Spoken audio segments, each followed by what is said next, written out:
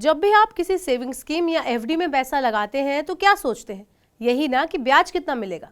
लेकिन कभी आपने सोचा है कि जो ब्याज आपको दिखाया जा रहा है, क्या एक्चुअल में आपका पैसा उसी हिसाब से बढ़ेगा? जी नहीं। पोस्ट ऑफिस या बैंक कई लॉन्ग टर्म और शॉर्ट टर्म इन्वेस्टमेंट प्लान की पेशकश करते हैं, लेकिन ये सभी स्कीम टैक्स फ्री नहीं होती।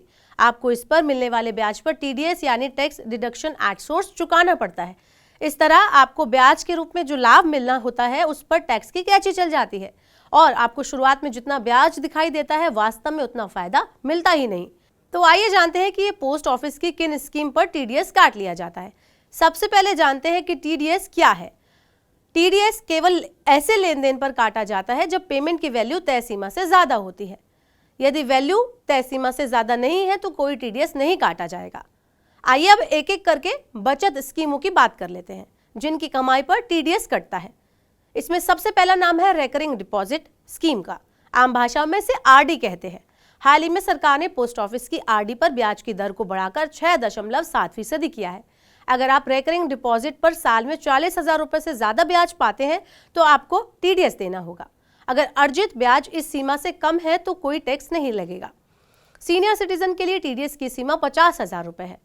अब बात करते हैं इंडिया पोस्ट की टाइम डिपॉजिट स्कीम की। अगर आप इस स्कीम में 5 साल से ज्यादा का निवेश करते हैं तो आपको आयकर की धारा 80C के तहत 1.5 लाख रुपए तक की टैक्स छूट मिलती है, लेकिन इससे मिलने वाले ब्याज पर टैक्स लगता है। टैक्स रिटर्न दाखिल करते समय आपको इससे मिले ब्याज को इनकम अदर सोर्सेज सेक्शन में शामिल करना होगा और अपने स्लैब के तहत टैक्स का भुगतान करना होगा।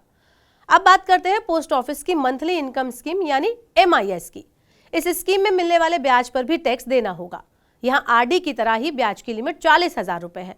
सीनियर सिटीजन के मामले में यह सीमा 50,000 रुपए है। वहीं सीनियर सिटीजन सेविंग स्कीम में भी हर साल 50,000 रुपए से ज्यादा के ब्याज पर टीडीएस काटा जाता है।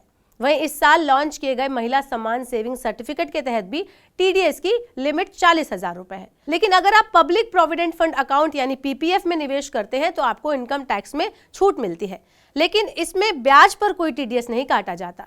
इसके अलावा नेशनल सेविंग सर्टिफिकेट यानी NSC की ब्याज राशि पर भी टीडीएस नहीं काटा जाता। तो इस तरह से ये वो स्कीम्स थी जिस पर कितना टीडीएस काटा जाता है और कितनी लिमिट में काटा जाता है।